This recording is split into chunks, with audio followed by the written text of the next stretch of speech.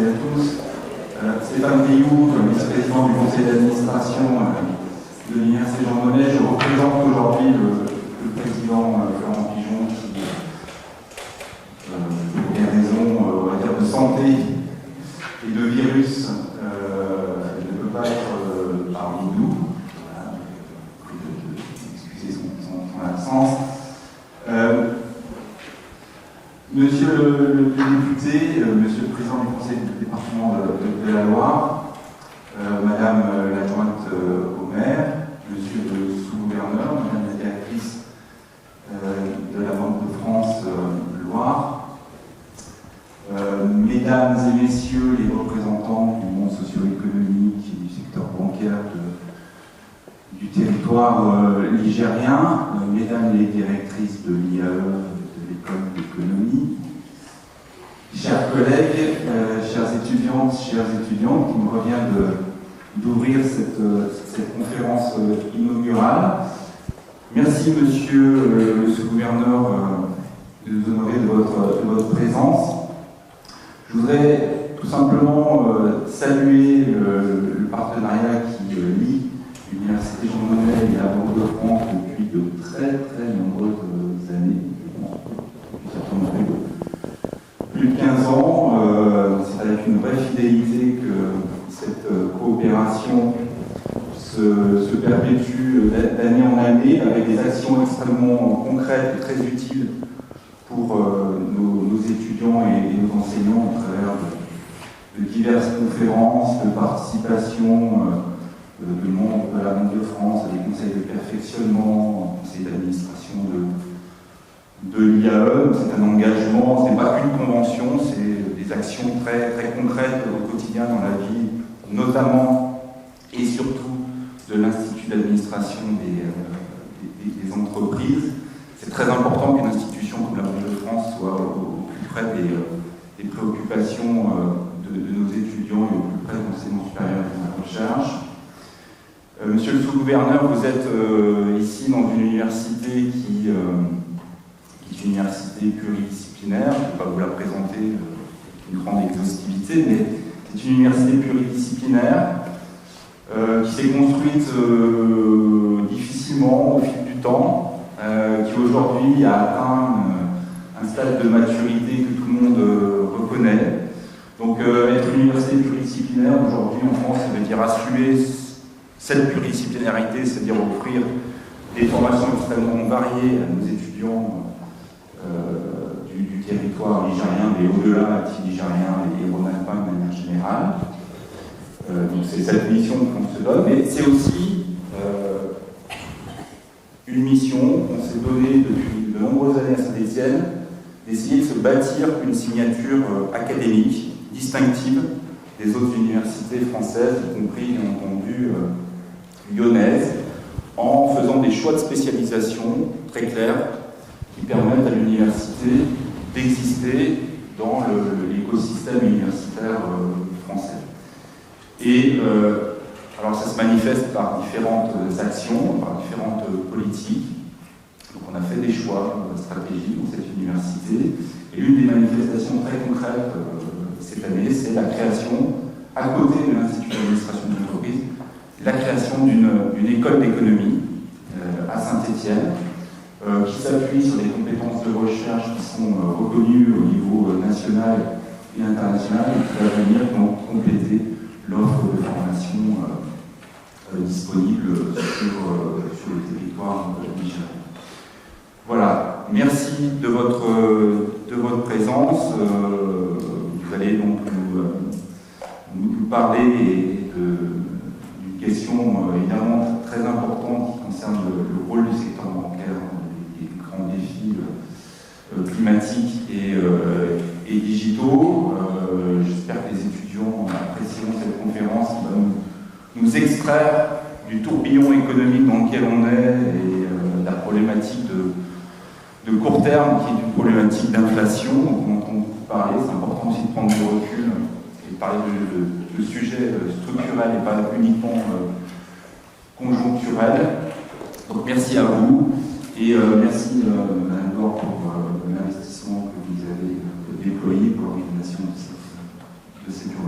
cède la parole à Corinne Auton-Bernard, très rapidement. Et puis Cécile Rouly, Bien, bonjour à tous. Monsieur le vice-président ayant présenté le protocole, je vous présente directement le vif du sujet. Et donc, c'est avec beaucoup de plaisir et un grand honneur que je vous accueille, Monsieur Beau, premier gouverneur de la Banque de France, au sein de Citizen School of Economics, en ma qualité de directrice de cette nouvelle école d'économie. Donc, cette école, la création de cette école repose en fait sur une recherche de haut niveau en économie sur le site Lyon-Saint-Étienne. Le laboratoire GAT Lyon-Saint-Étienne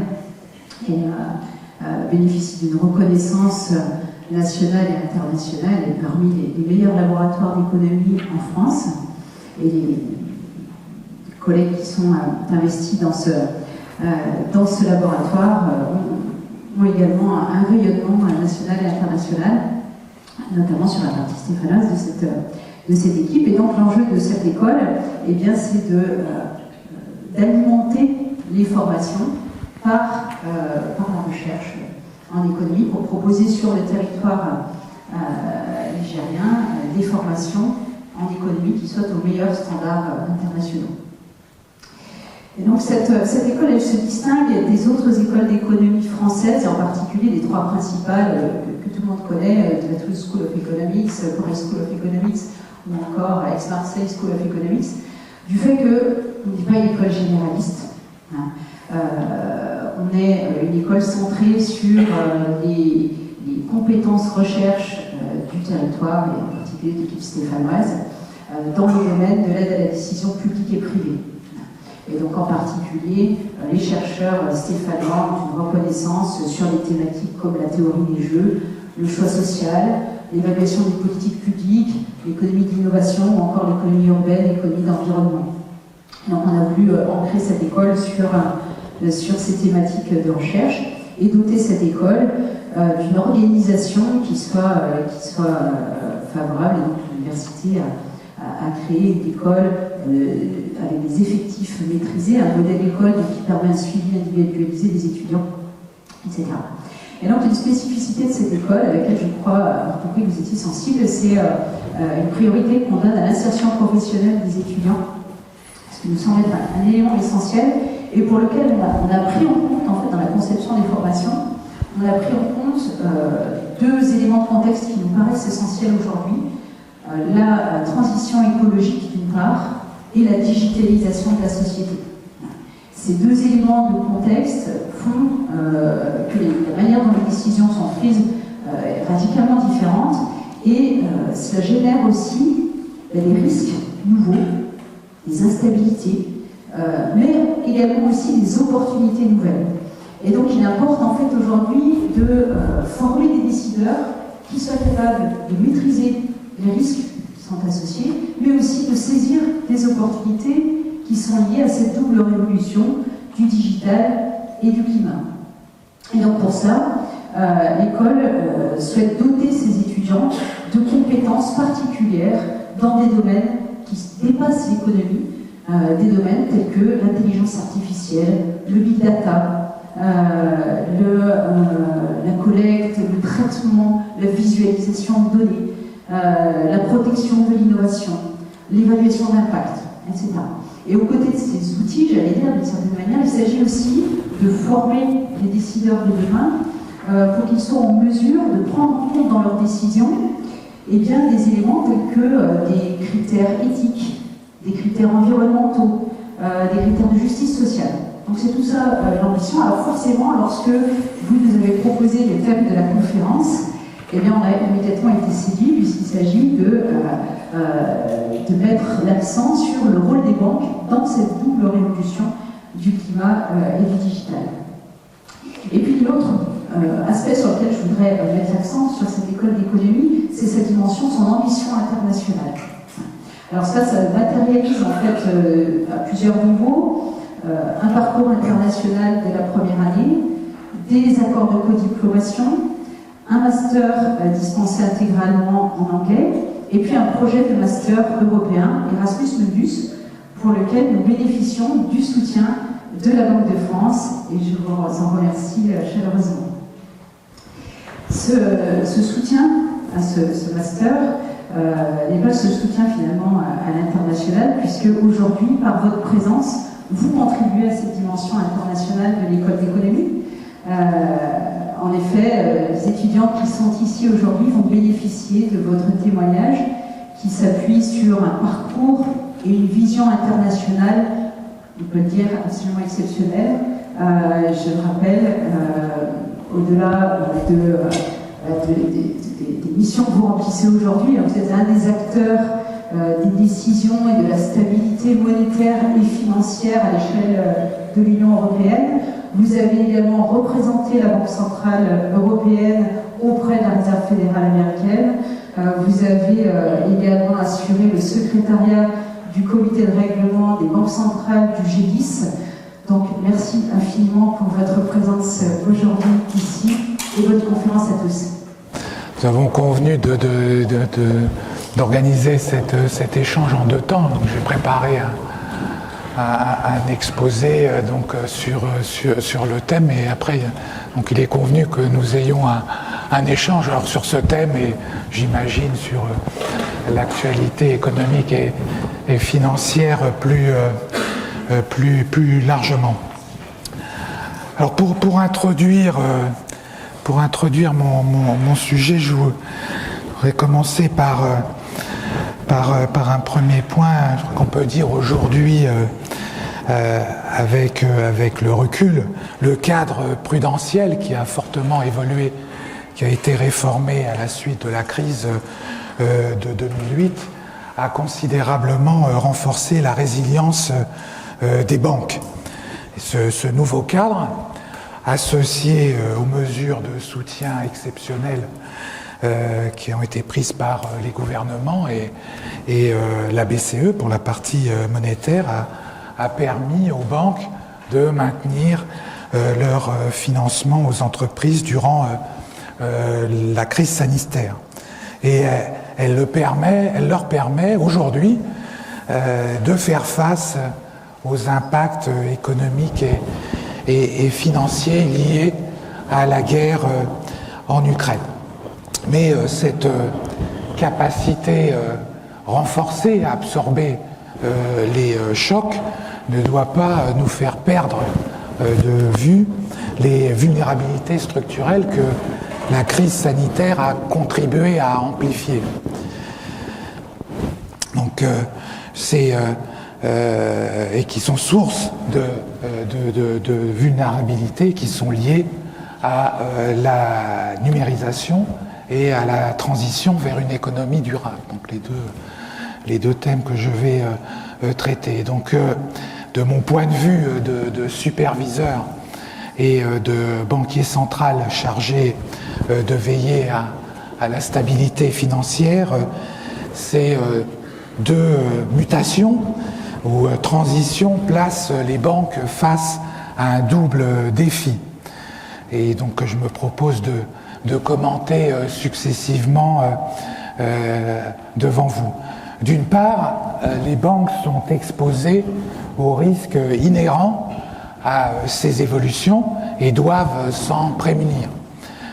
D'autre part, elles doivent agir car elles ont un rôle à jouer dans ces transformations, en particulier sur le volet du financement avec le soutien des pouvoirs publics.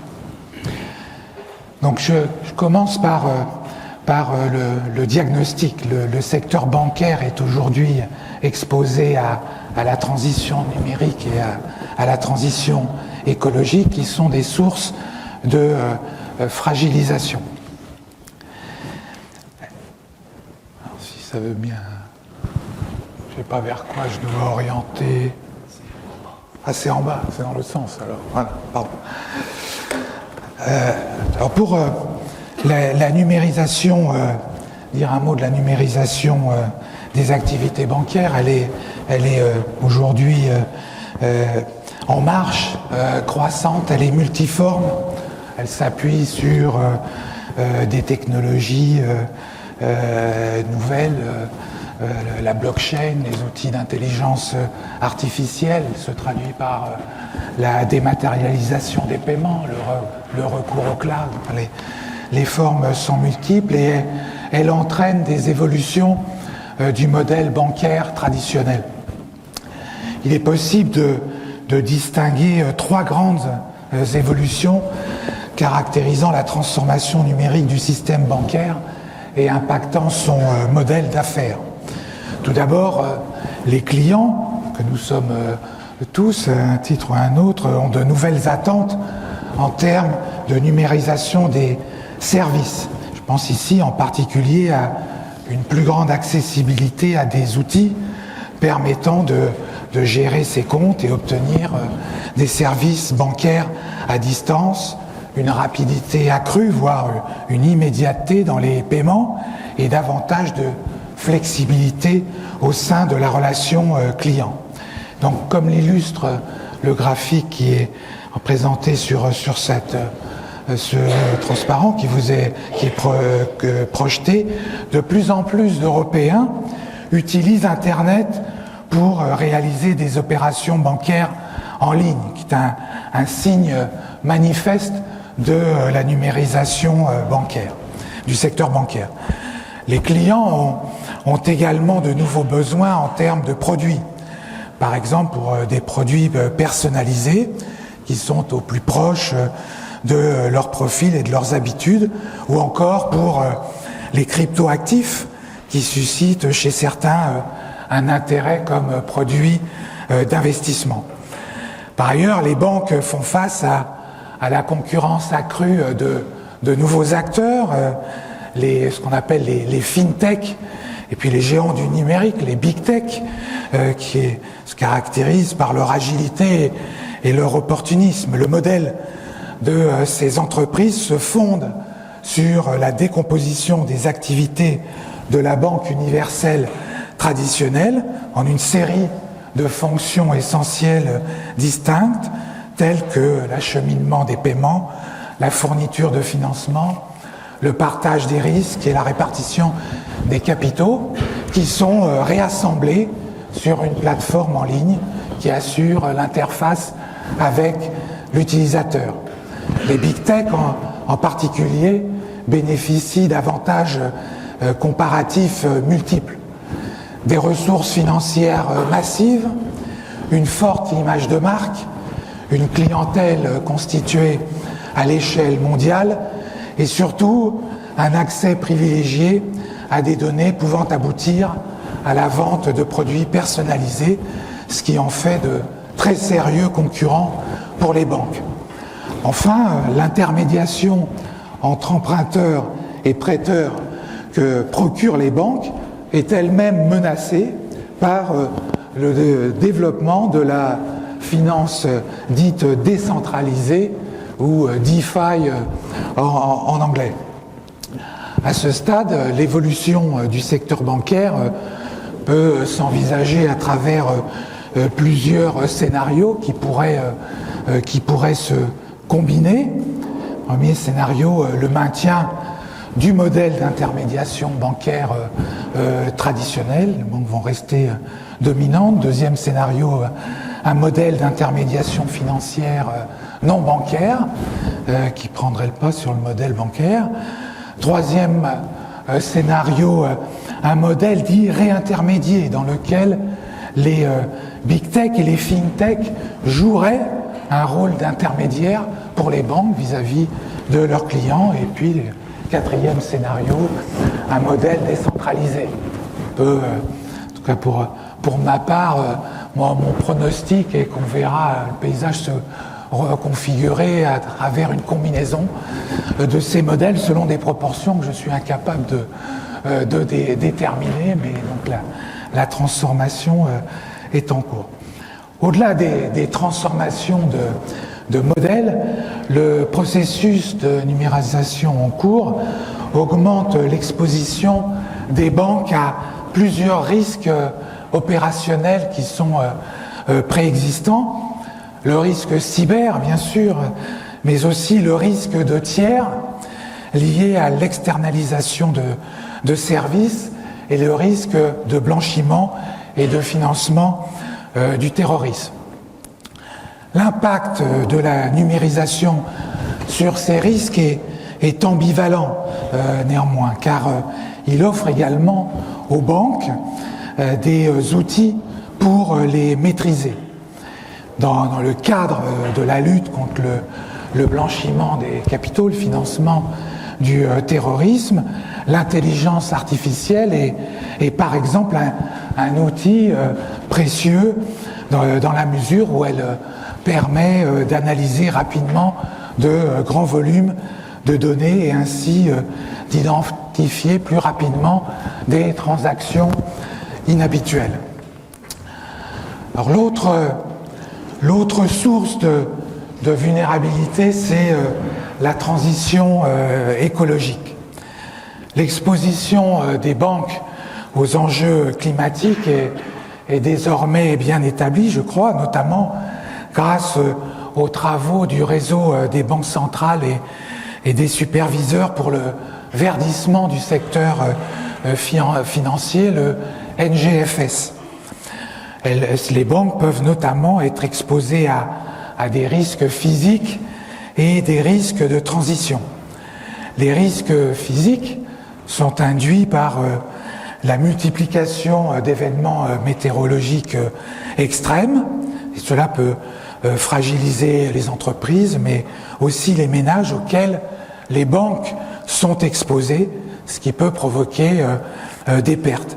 Quant aux risques de transition, ils sont liés aux mesures prises par les pouvoirs publics ou à l'initiative d'acteurs privés pour assurer la transition vers un modèle productif à faible émission de carbone, ce qui induit une restructuration des activités de tous les acteurs économiques et conduit à la perte de valeur de certains actifs.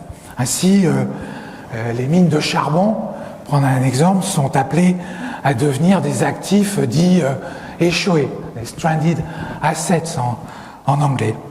Ces risques de transition se matérialisent sur un horizon de plus long terme et sont moins visibles, ce qui les rend plus difficiles à appréhender et à modéliser. Et au-delà du risque climatique, les risques liés au dérèglement des écosystèmes, comme la perte de biodiversité, concernent également le système financier. Une difficulté forte à laquelle nous sommes confrontés, c'est l'évaluation quantitative de ces risques dans la durée. Alors que les standards traditionnels de supervision sont fondés sur des analyses statistiques de données historiques, rétrospectives, il n'y a pas ou peu d'événements passés de matérialisation du risque climatique qui correspondrait à ce que prédisent les scientifiques pour le XXIe siècle. C'est pourquoi, et pour le dire en utilisant une image chère au gouverneur de la Banque de France, à François Villeroy de Galhau, la photographie des risques que je viens de faire a été enrichie par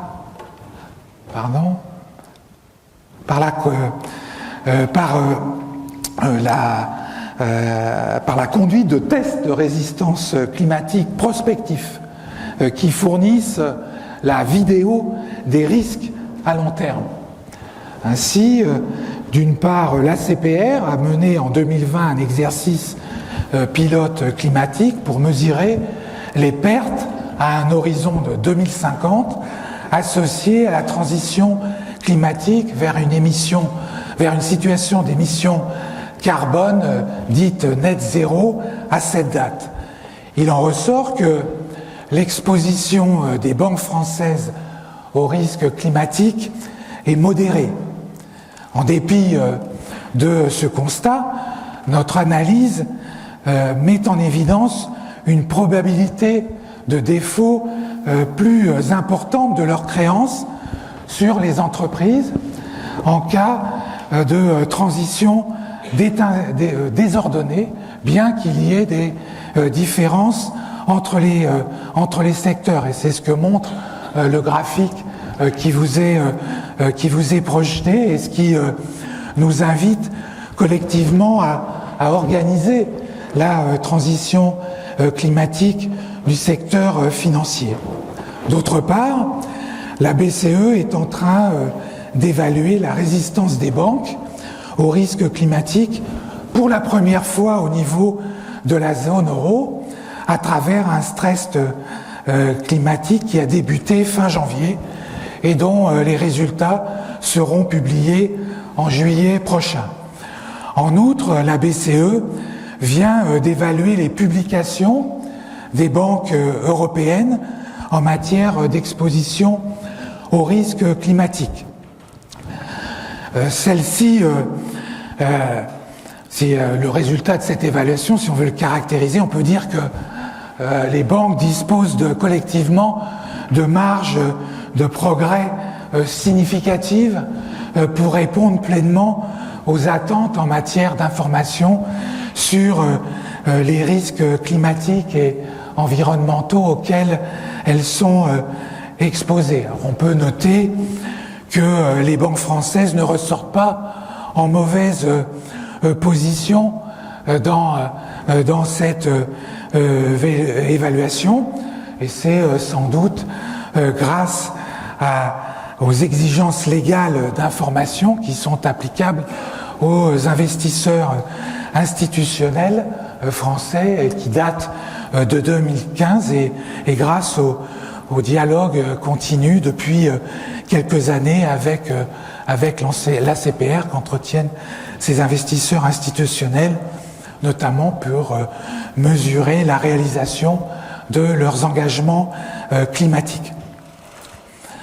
Alors ces vulnérabilités que je viens d'esquisser sont importantes car elles peuvent fragiliser la stabilité financière.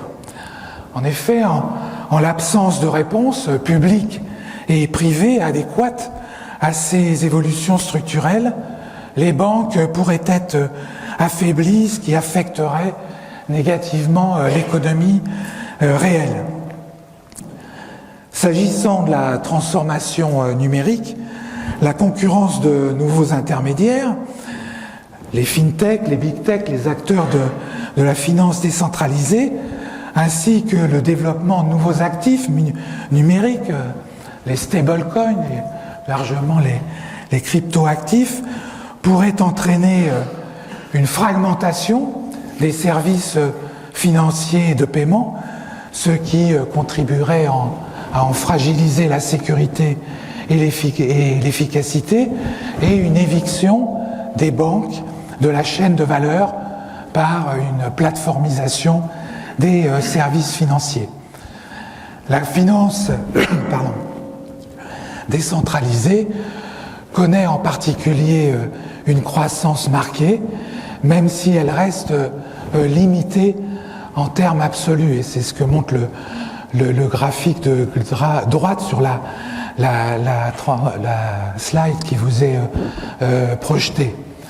Par ailleurs, ces nouveaux acteurs et produits ne font pas, à ce stade, l'objet d'une réglementation et d'une surveillance comparable à celle des banques. À terme, cela pourrait fragiliser la stabilité financière, notamment si elle devait s'accompagner d'une diminution de l'encadrement réglementaire des acteurs les plus critiques dans la fourniture des services financiers de paiement et de la sécurité associée à la réglementation. S'agissant du défi de la transition vers une économie durable, le secteur financier et l'ensemble de l'économie pourraient être fragilisés du fait d'une réponse insuffisante ou tardive face à l'accélération de la transition vers une économie neutre en carbone. Et je donnerai à cet égard une illustration. La Banque de France a réalisé des simulations sur les conséquences sur la croissance du PIB du pays à partir des scénarios macro-financiers élaboré par le NGFS, dont j'ai parlé il y a quelques instants, le réseau pour le verdissement du système financier. Il en ressort qu'une transition tardive et désordonnée aurait des effets bien plus défavorables qui pourraient atteindre une perte de PIB de 5,5% d'ici 2050. Alors c'est un ordre de grandeur avec toutes les limites qu'il y a à ce type d'exercice de simulation, mais je pense que le point à retenir, c'est que les conséquences économiques négatives sont substantielles. Or, les banques sont des acteurs essentiels du financement de l'économie, et c'est pour ça qu'elles doivent rester résilientes dans le contexte de cette double transition digitale et climatique. C'est d'autant plus nécessaire en Europe où, contrairement aux économies anglo-saxonnes, le crédit bancaire représente la source principale de financement. À titre d'illustration, le crédit bancaire représente environ 70% du financement des entreprises en zone euro, alors qu'il avoisine 40% aux États-Unis.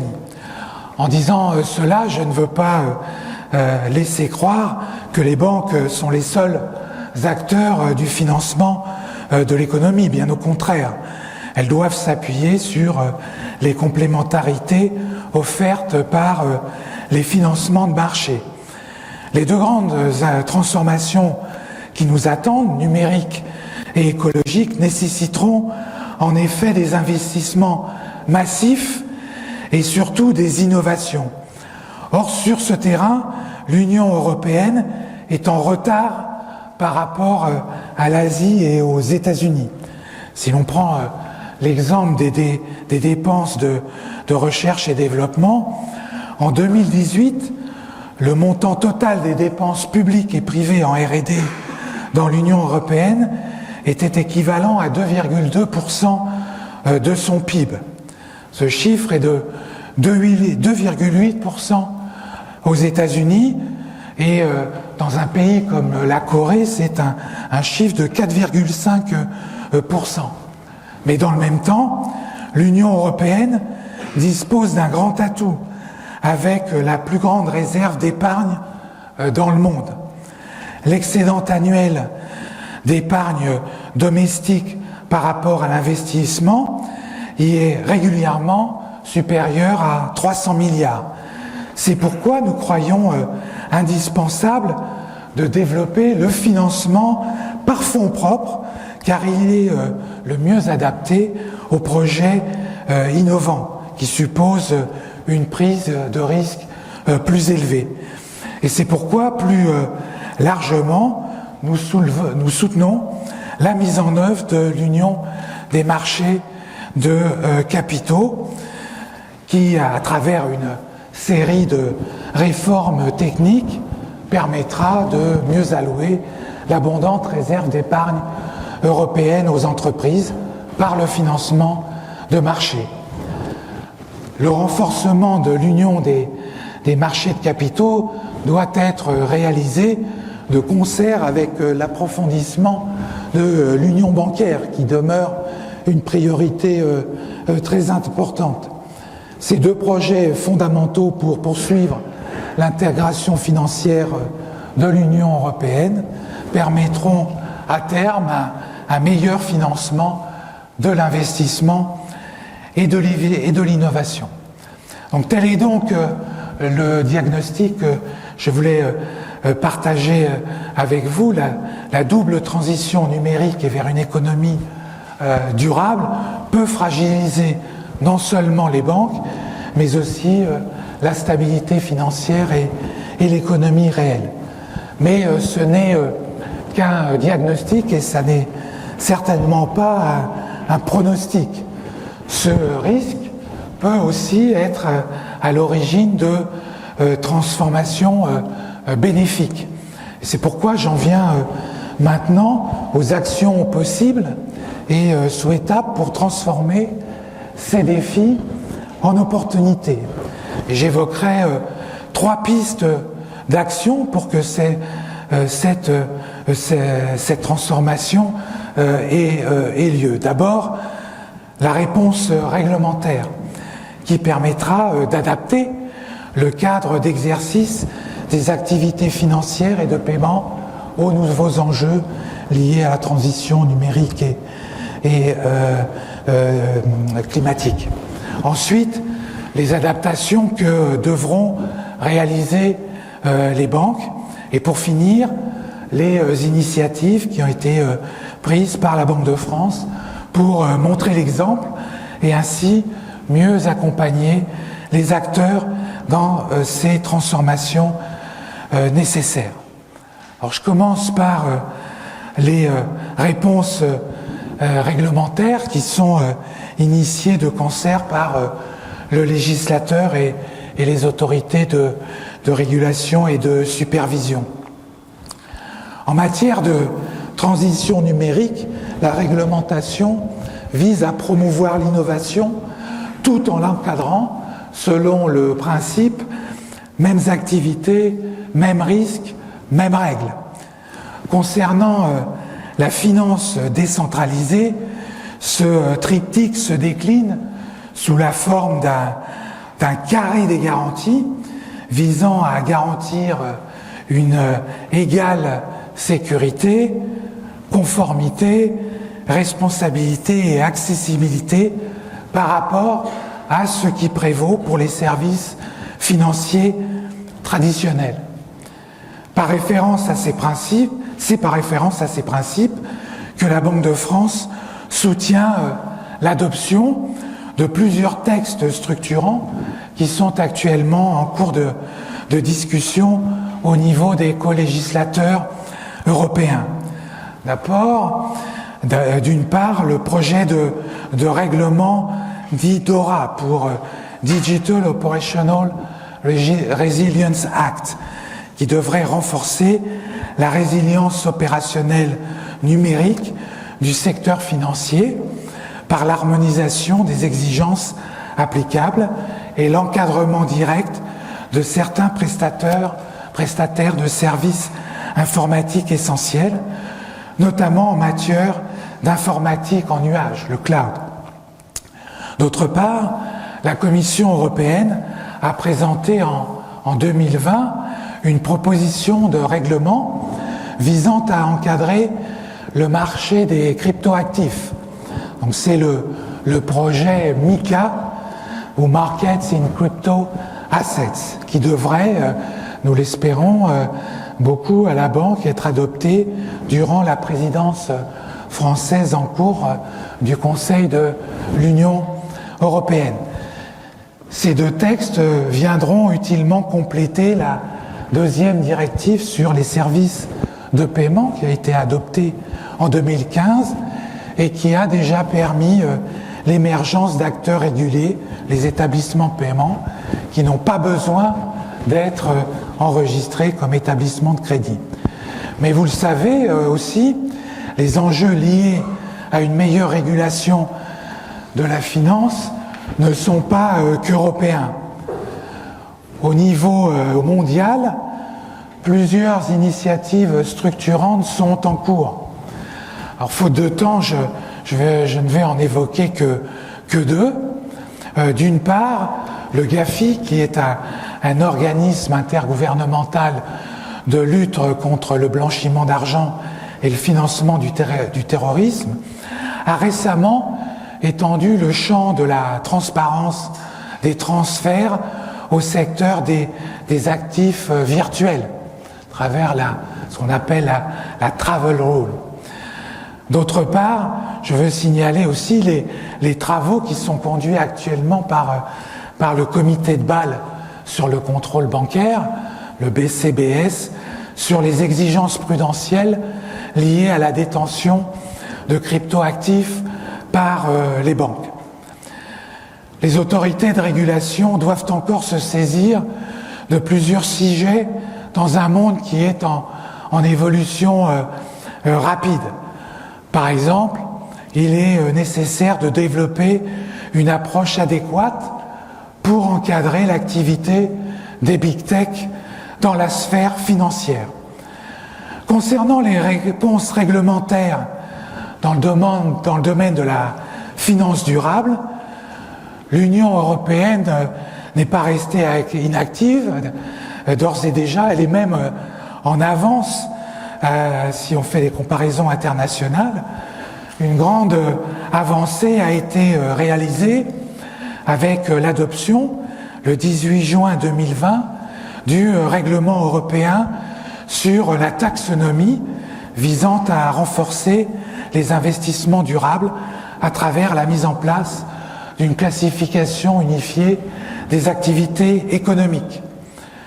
Par ailleurs, plusieurs réformes européennes en cours de discussion convergent vers une finalité unique, celle consistant à accroître la transparence et la divulgation de données pour une meilleure discipline de marché et une meilleure allocation du capital. Ainsi, la directive sur la publication d'informations en matière de durabilité des entreprises, c'est la directive CSRD, actuellement en négociation, permettra d'obliger les grandes entreprises à déclarer publiquement l'alignement de leurs activités avec la taxonomie à partir de 2024, ou plutôt, je crois que ça va certainement être plutôt 2025. Dans le même esprit, nous espérons l'adoption d'ici l'été d'un règlement européen portant la création d'un label pour les obligations vertes. Ce label volontaire serait exigeant et donc le facteur de confiance. De plus, la proposition de directive dite CRD 6 donne de nouveaux moyens aux superviseurs pour intégrer les risques dits ESG, environnements sociaux et de gouvernance, dans leur supervision, avec le développement harmonisé de méthodologies de stress test.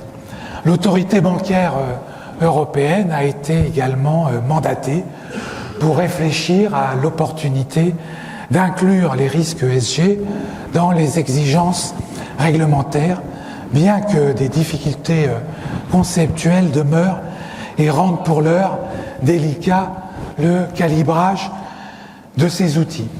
Alors au-delà de cette réponse réglementaire, une autre piste d'action vient des banques elles-mêmes.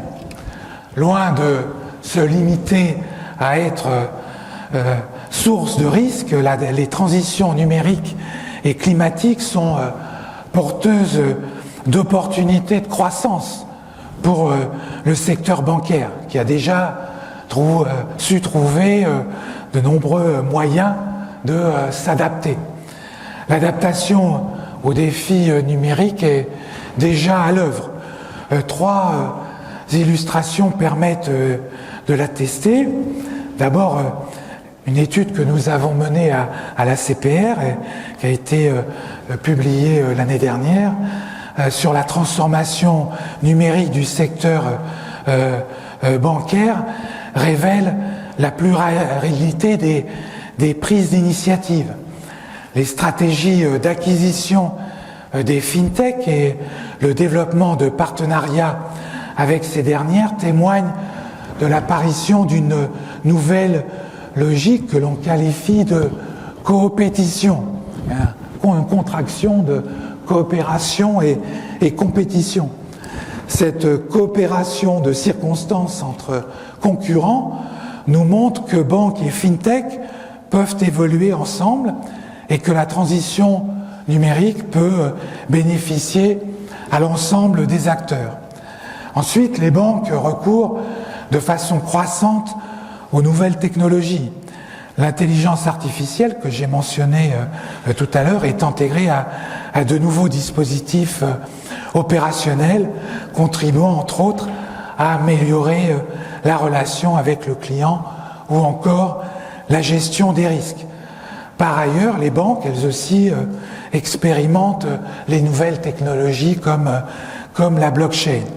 Enfin, les acteurs bancaires collaborent pour une initiative que nous soutenons fortement, qui s'appelle l'European Payment Initiative, qui est plus connue sous l'acronyme d'EPI, qui vise à offrir à l'ensemble des Européens une solution pour les paiements du quotidien.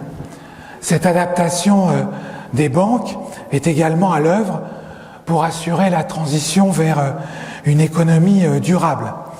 D'abord, les banques prennent publiquement des engagements qui sont susceptibles d'avoir un impact positif sur l'atténuation et l'adaptation du changement climatique.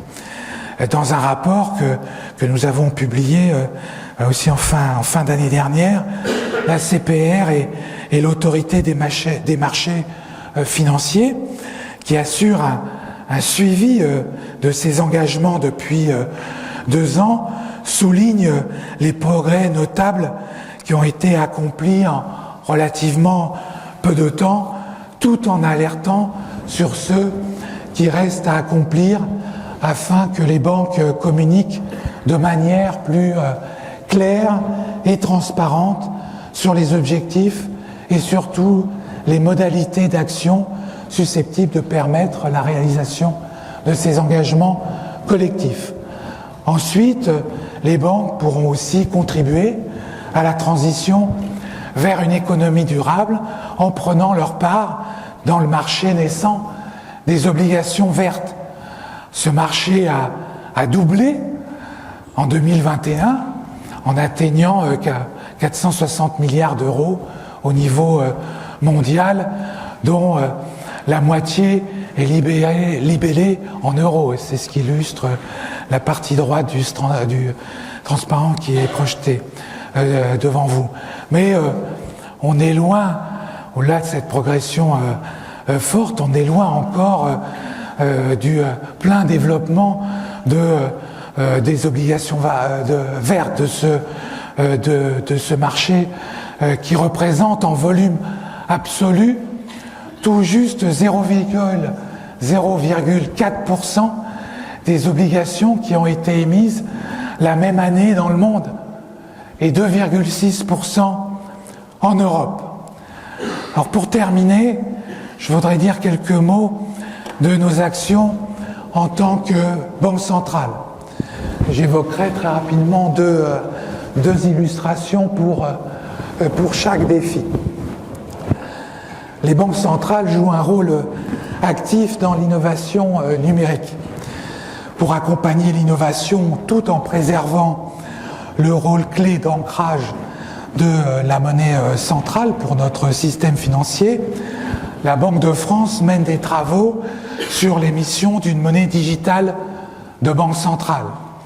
Nous avons ainsi mené 9 expérimentations entre septembre 2020 et décembre 2021 sur l'émission d'une monnaie numérique dite de gros ou interbancaire pour usage entre professionnels financiers en coopération, donc expérimentation menée en coopération avec une pluralité d'acteurs dont les banques commerciales.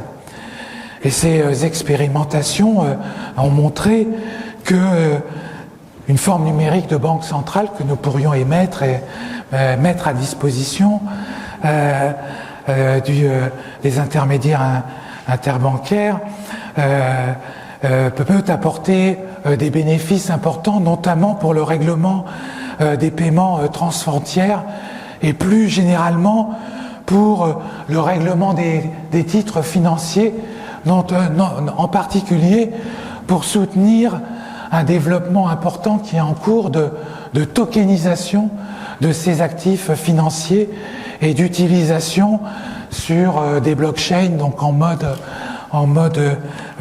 décentralisé. Alors, comme vous l'avez sans doute entendu, ça focalise beaucoup d'attention médiatique.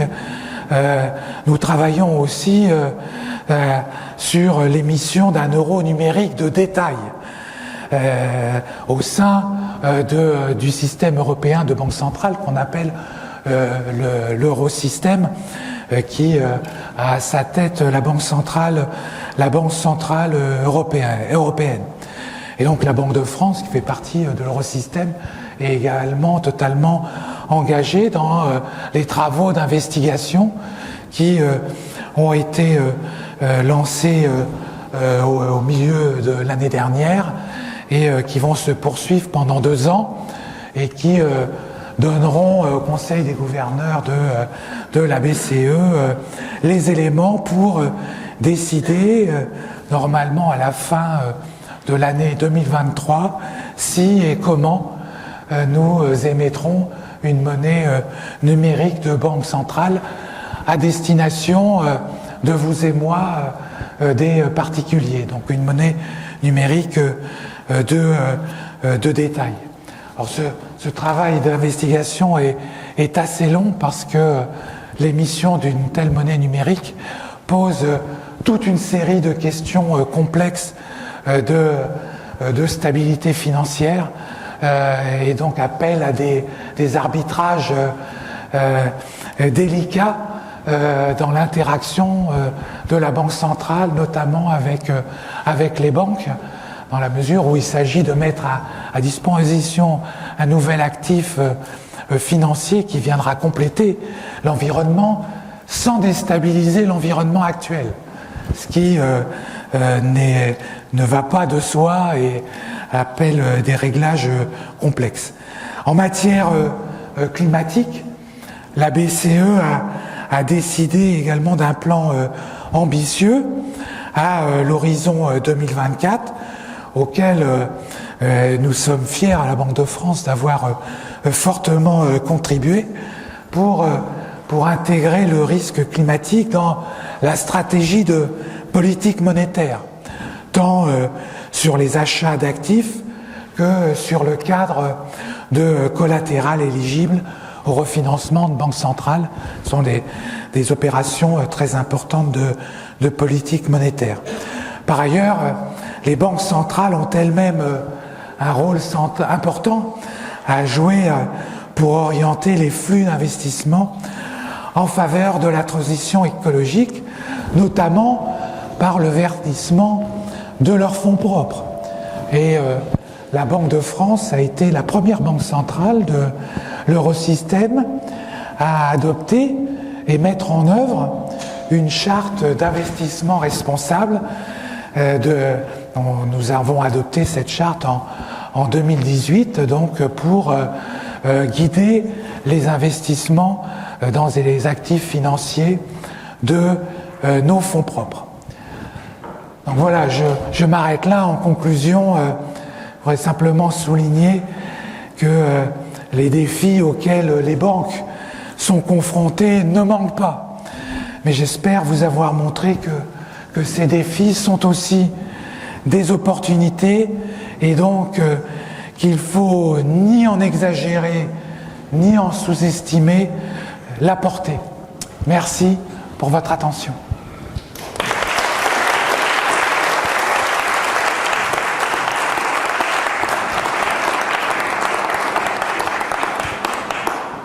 Je vais démarrer sur une première question par rapport à votre dernier point sur le rôle des banques centrales dans la transition vers une économie durable.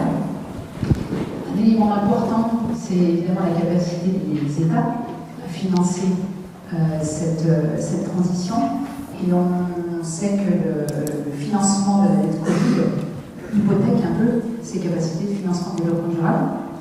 Donc est-ce que l'hypothèse d'une annulation de la dette Covid fait partie des sujets qui sont sur la table à la Banque centrale européenne? La réponse rapide est non. Dans la mesure où on peut, sans rentrer dans le détail technique, on peut montrer que, en fait, c'est un leurre. Cette annulation, c'est un appauvrissement de l'État, de la sphère publique. Notre analyse et notre vision à la Banque centrale européenne, enfin à la Banque de France, et elle est partagée par les collègues de la Banque centrale européenne, c'est la suivante. Donc le choc Covid auquel on a été confronté il y a 2 ans est un choc sans précédent qui a provoqué une récession sans précédent en temps de paix et donc qui a appelé des mesures massives de soutien public qui étaient nécessaires. Donc qui se sont traduits par une augmentation un peu partout de l'ordre de 15 points de PIB de l'endettement public. Ça, tous les pays ont été confrontés à cette situation.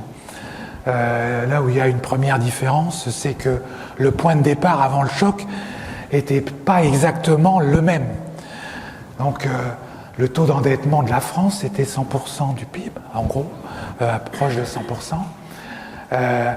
La moyenne des pays de la zone euro de mémoire, c'était 85%, de l'Allemagne, 60%.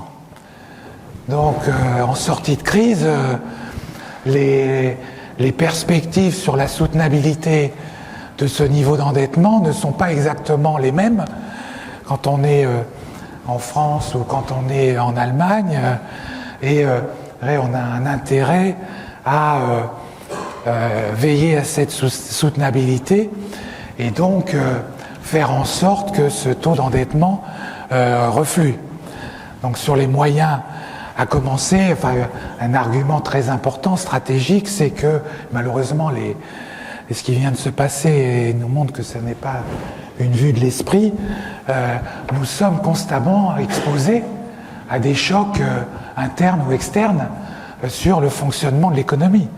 Alors nous venons d'en voir un externe, dramatique, avec le déclenchement de la guerre en Ukraine. Pour les gestionnaires d'une économie, il faut avoir des capacités d'action. Donc c'est notre intérêt collectif à reconstituer nos capacités d'action, notamment sur le plan budgétaire, en maîtrisant notre endettement. Alors pour ce faire, la Banque de France, on pense qu'il y a 3 leviers.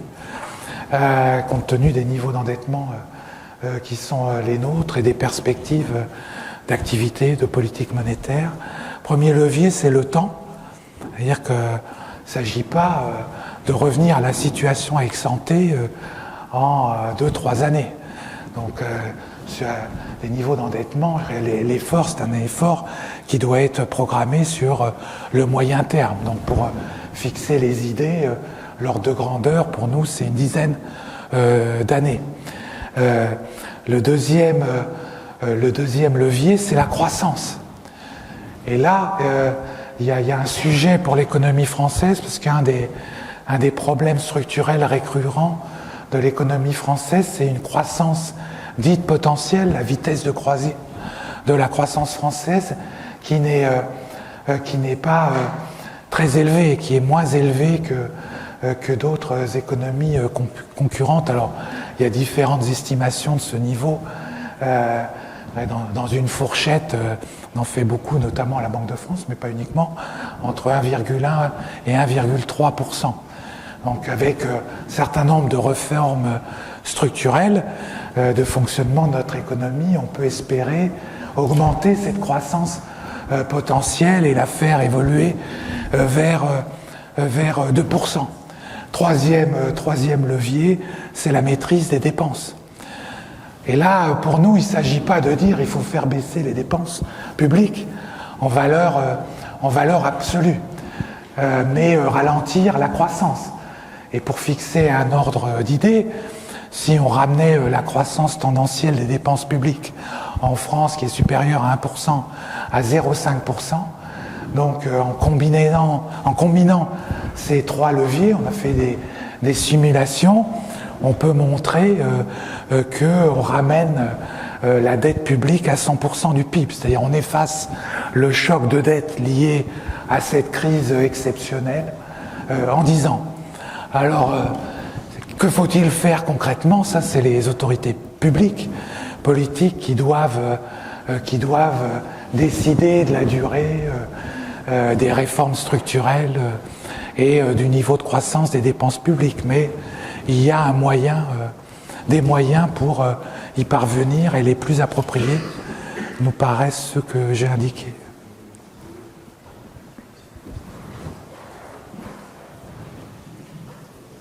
Merci pour votre réponse et pour cette conférence. J'avais une question qui est un peu en lien avec celle de Corinne Autant, qui concerne la coordination finalement d'une banque centrale avec les autorités publiques, puisque les défis que vous avez démontrés, ceux du climat et la digitalisation, sont des défis globaux. Et comment, quand on est une banque centrale indépendante, je sais que c'est des grands débats au sein de la BCE, comment on peut arriver à conduire cette mission d'indépendance tout en impulsant quand même des actions dans les États. Je sais que la France a été assez dynamique aussi sous l'impulsion de M. Lys, qui a beaucoup travaillé sur les questions liées aux crypto. Mais comment on peut faire quand on est une banque centrale pour arriver à impulser un peu sa vision et vous montrer que les chantiers sont plutôt avant-gardistes. Comment on perçoit les États dans ce cas-là? Là, vous posez une question, enfin, répondre de façon brève à une question aussi importante et complexe, c'est un challenge. Il y a un principe de séparation important qui s'applique, qui est la contrepartie, l'indépendance des banques centrales. C'est que nous avons un mandat qui est extrêmement précis, défini, donc en matière monétaire, c'est la stabilité des prix. Et donc, la meilleure façon que nous avons de contribuer à la prospérité collective, à la stabilité économique et à la croissance, c'est d'assurer cette stabilité des prix en toute indépendance. C'est-à-dire que des considérants sur l'impact sur les capacités à financer la dette et le niveau des taux d'intérêt n'entrent pas dans les raisonnements qui guident les décisions de politique monétaire. Le seul guide, c'est l'impact sur les prix. Si c'était le cas, on appelle ça en économie la dominance fiscale, qui n'est pas à l'heure et qui a été exclue par les législateurs. Les législateurs ont considéré que c'était la meilleure organisation possible ou souhaitable. Ça ne veut pas dire qu'on n'interagit pas avec les autres secteurs de l'État, et qu'il n'y a pas des échanges d'analyse après au niveau de l'action. Donc chacun exerce ses responsabilités en toute indépendance. Alors après, un volet de votre discussion, c'est la coordination entre les banques centrales. Vu l'interconnexion des systèmes financiers. Alors ça, c'est une question complexe en pratique, parce que chaque banque centrale est responsable et rend des comptes. Être indépendant, ça ne veut pas dire ne pas rendre de compte. La présidente de la BCE rend des comptes au Parlement européen, aux autorités publiques. Le gouverneur de la Banque de France rend des comptes à l'Assemblée nationale et au Sénat. Il est auditionné très régulièrement. Donc la politique monétaire, elle s'exerce dans un cadre pour la zone euro, celui de la zone euro aux États-Unis. Donc ça guide nécessairement les décisions. Mais dans les prises de décision, évidemment, il y a des échanges intenses et des organisations de concertation qui existent entre les banques centrales. C'est notamment autour de la BRI, avec différents comités, le comité de Bâle, le comité des systèmes de paiement, pour lequel j'ai travaillé. Il y a aussi le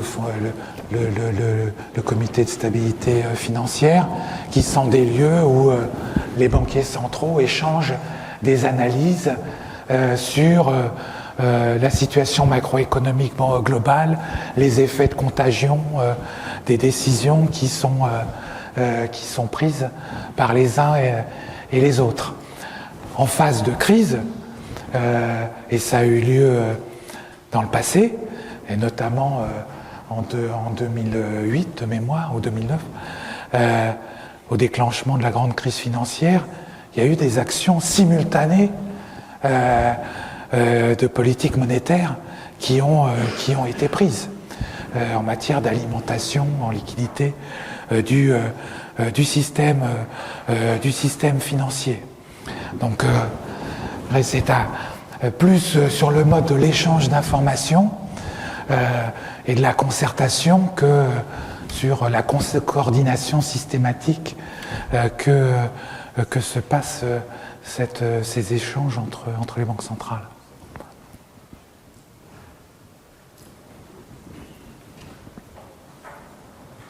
Une dernière question peut-être ?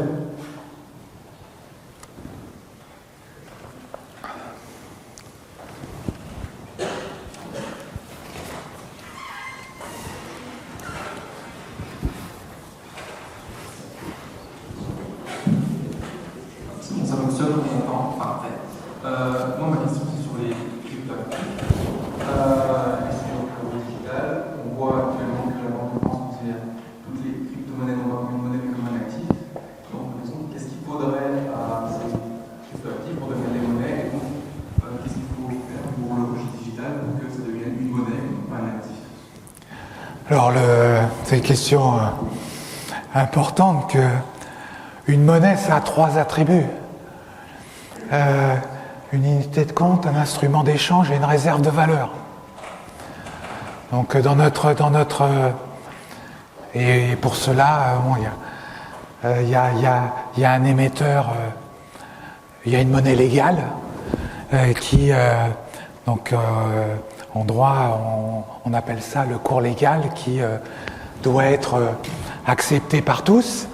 Et il y a une institution qui est en charge d'assurer la stabilité de cette monnaie, c'est la Banque centrale. En contrepartie, donc elle a le monopole de cette émission. Alors si votre question c'est qu'est-ce qu'il faut pour que une forme numérique de la monnaie qu'on émet déjà soit bien une monnaie, faut lui donner un statut de cours légal.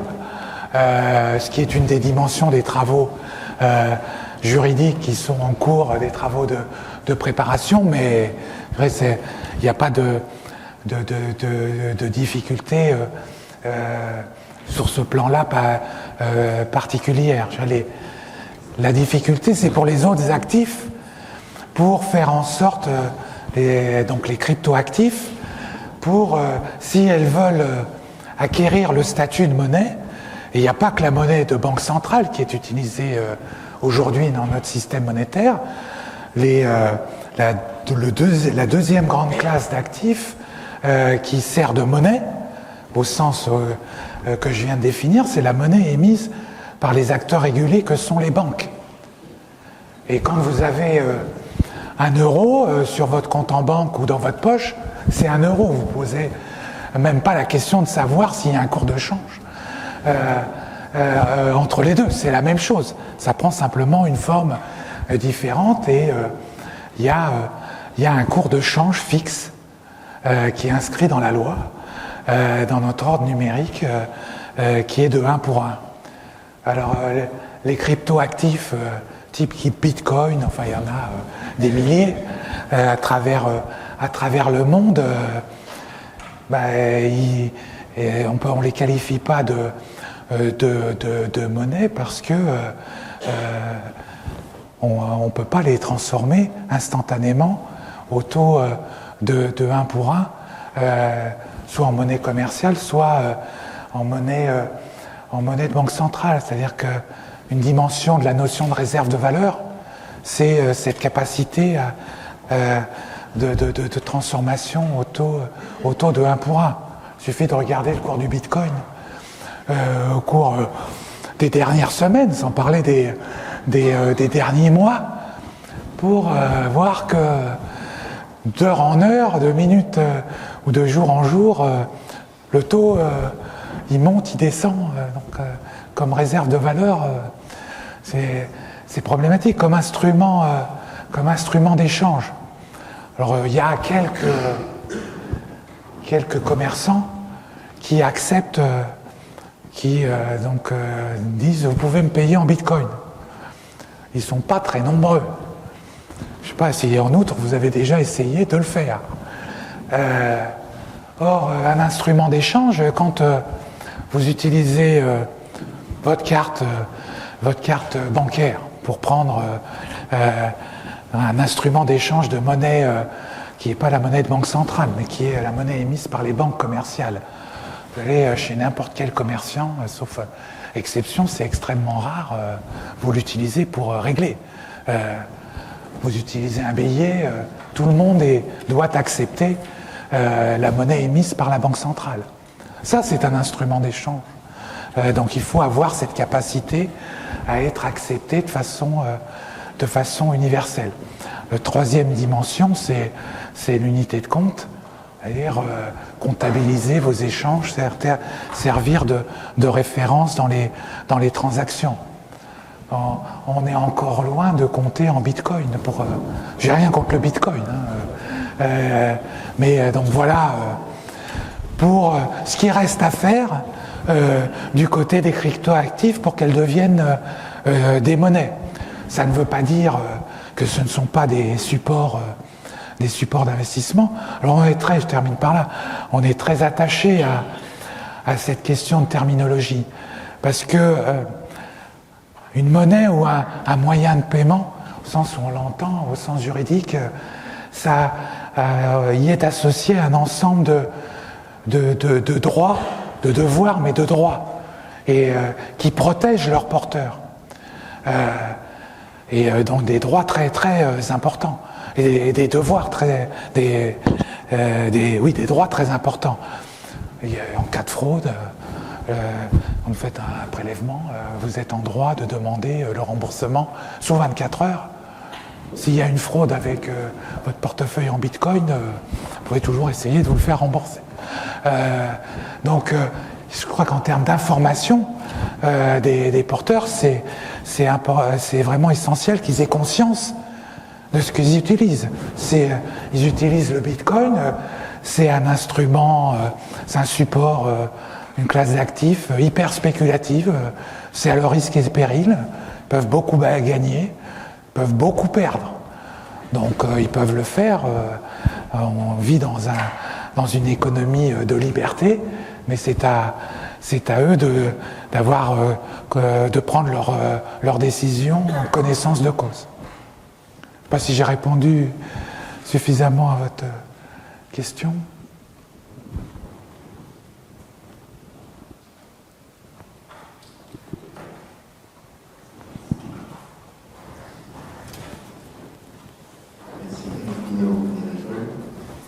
Je voudrais rebondir sur la question que vous avez posée et la réponse que vous avez formulée. S'agissant des cryptoactifs, on entend dire que c'est un levier majeur, le transfert d'argent sale, le blanchiment d'argent sale. Quelle est votre vision par rapport à cela? Est-ce que vous confirmez ce qu'on entend à ce propos? Et du coup, si vous aussi, je suppose que vous allez confirmer, finalement, l'évolution devait être d'aller vers ce type d'actifs, alors qu'aujourd'hui, les banques jouent un rôle majeur dans la lutte contre le blanchiment et contre le financement du terrorisme. Si les flux sont des intermédiaires, se font sans les acteurs bancaires qui jouent ce rôle majeur dans la détection des opérations frauduleuses, alors, est-ce que ça voudra pas dire que ces opérations pourront circuler librement?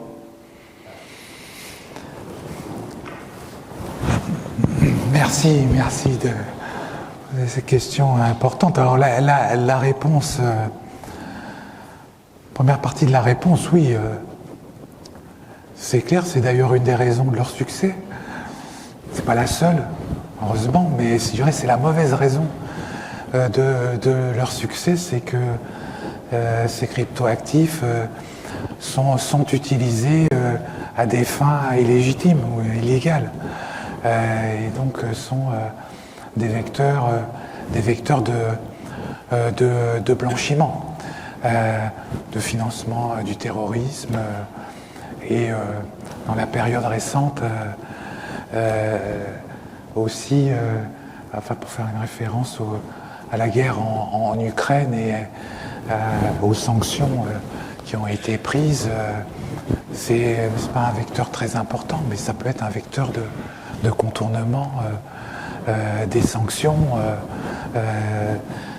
appliquées aux transactions financières qui utilisent de façon de... Alors c'est pas un vecteur important parce que l'essentiel des transactions financières utilisent les canaux traditionnels. Ça ne veut pas dire que leur développement va laisser sans réagir les régulateurs. Ça a déjà été le cas. Hein. J'y ai fait référence à travers les initiatives qui ont été prises par le GAFI et donc l'extension de la transparence sur les paiements, ce qu'on appelle la travel rule, c'est-à-dire donner des informations et les transmettre tout au long de la chaîne de paiement entre l'émetteur et le bénéficiaire d'un paiement. Alors, il se trouve qu'en France, on a une attitude, les pouvoirs publics ont décidé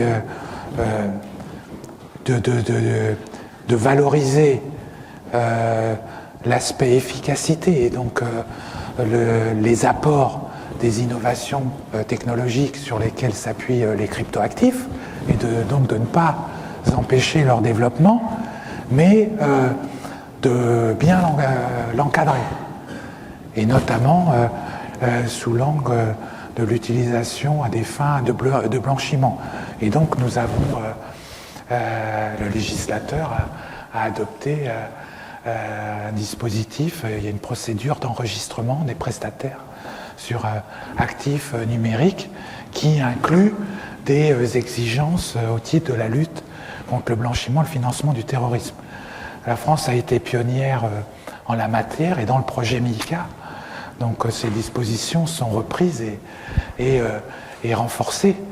Donc je dirais le développement de l'écosystème des actifs numériques, il a pour effet d'accélérer, donc il s'accélère, mais il a pour effet d'accélérer l'encadrement réglementaire.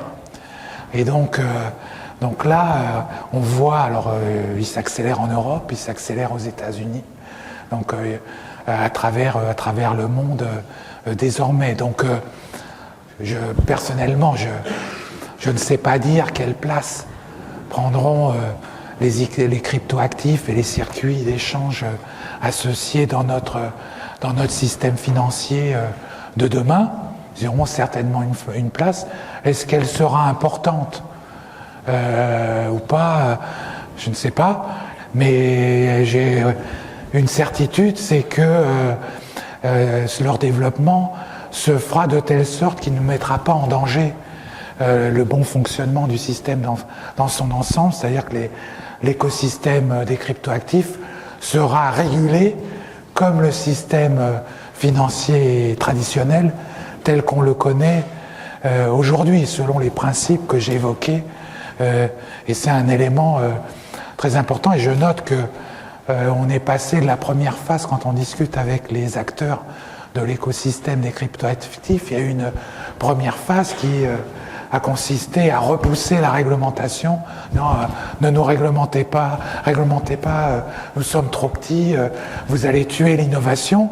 Et maintenant, on est dans la phase 2, où les acteurs les plus responsables, et notamment les plus gros, sont demandeurs d'une réglementation au même titre que celle qui s'impose aux banques, par exemple, en matière de lutte contre le blanchiment et le financement du terrorisme, dans l'intérêt de leur développement bien compris.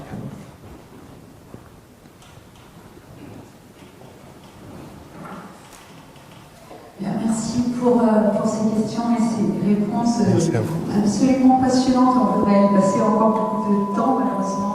Voilà, je dois faire respecter le timing que j'en sais donné. Donc, merci infiniment pour votre présentation et les éclairages absolument passionnant sur ces enjeux bancaires et financiers. Merci également à Madame Gore pour l'organisation de cette conférence. Et merci à vous tous pour votre participation, que ce soit les élus, les directeurs de banque, les acteurs du monde socio-économique, nos collègues et nos étudiants qui sont ici. Merci beaucoup. Merci à vous. Merci beaucoup.